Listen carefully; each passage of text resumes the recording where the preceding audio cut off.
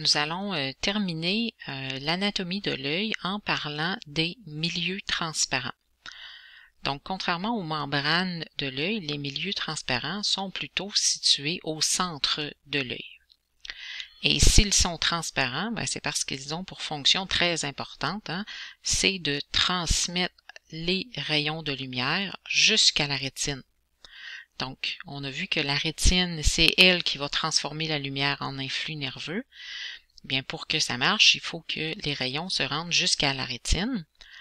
En plus, les rayons vont être déviés de leur trajectoire. On va dire qu'ils vont converger vers la rétine, le but étant de former une image nette sur la rétine. Donc, vous avez peut-être déjà vu parfois sur des écrans, on voit une image qui est floue. C'est parce que la mise au point n'a pas été faite. Donc, l'œil est conçu pour ça, pour faire la mise au point et que l'image qui se forme sur la rétine là, soit une image qui est nette et non pas une image qui est floue. Donc, les milieux transparents, il y en a un dont on a déjà parlé, c'est la cornée. Donc, on l'avait vu dans la première section que la cornée, c'est ici le prolongement transparent de la sclérotique. Donc, c'est la première partie que la lumière doit traverser. Juste en dessous de la cornée, ici à l'intérieur, il y a une cavité qui est remplie d'un liquide qu'on appelle l'humeur aqueuse. Donc, humeur, ça désigne des liquides. Et aqueuse, ça vient de aqua, aquatique. C'est un liquide là qui est liquide très clair comme de l'eau. Donc, c'est situé ici dans la partie avant de l'œil. Donc, c'est notre deuxième milieu transparent. On va venir l'ajouter ici là au deuxième picot. Donc, cornée, humeur aqueuse.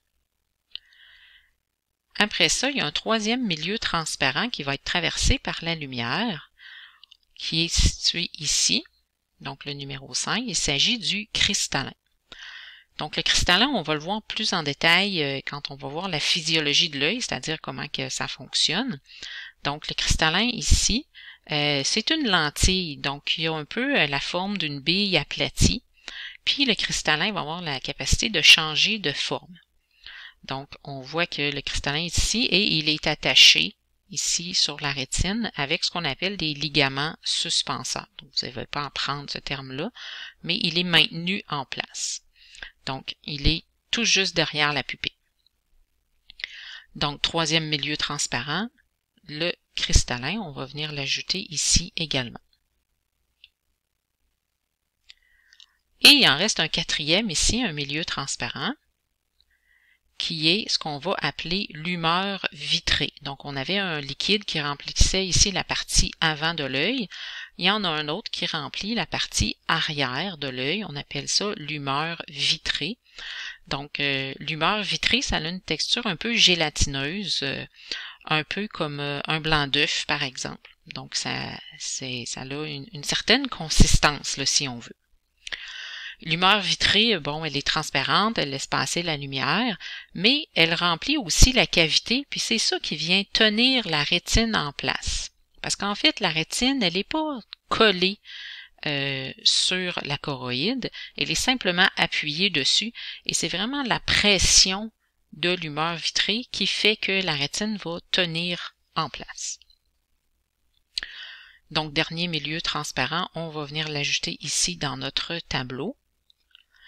Donc, c'est important de les écrire dans cet ordre-là. On peut s'ajouter une flèche. Ça nous indique l'ordre dans lequel les milieux transparents sont traversés par la lumière. Puis, on va même aller le dessiner sur l'œil juste en haut. Donc, je vous invite à prendre une règle et à tracer là, un trajet possible de la lumière. C'est sûr qu'il n'y a jamais juste un rayon qui rentre dans l'œil, il y en a plusieurs. Mais là, on fait juste montrer là, la direction que la lumière prend et les différentes structures traversées dans l'ordre, la cornée, l'humeur aqueuse, le cristallin et l'humeur vitrée. Donc, vous avez vu que je n'ai pas mentionné pupille. On se rappelle que la pupille, ce n'est pas un milieu transparent, c'est pas une partie en soi, c'est simplement une ouverture. Donc, elle ne fait pas partie des milieux transparents. Un petit truc aussi pour démêler humeur aqueuse, humeur vitrée. Donc, on sait que la lumière traverse les structures dans l'ordre. Donc, la première humeur qui est traversée, c'est la aqueuse. Donc, A, c'est au début de l'alphabet, c'est la première, le premier liquide traversé. Et le deuxième liquide, il commence par V, humeur vitrée. Donc, c'est la fin de l'alphabet. C'est aussi le dernier milieu qui est traversé. Donc, c'est peut-être un petit truc pour se rappeler, là, qu'est-ce qui est en premier et en dernier. Je vous invite également peut-être à les écrire dans l'ordre vos structures qui sont traversées de l'œil. Donc, l'ordre dans lequel la lumière traverse les milieux transparents de l'œil pour se rendre à la rétine. Donc, les milieux transparents, c'est cornée, humeur aqueuse, cristallin, humeur vitrée, et par la suite, ici, on aurait la rétine, qui n'est pas écrite parce que c'est pas un milieu transparent, là, c'est vraiment une membrane et non pas un milieu transparent. Donc, ça complète l'anatomie de l'œil. Donc, je vous invite à aller voir les deux vidéos qui suivent là, pour en apprendre plus sur le fonctionnement de la rétine et aussi sur la tache aveugle.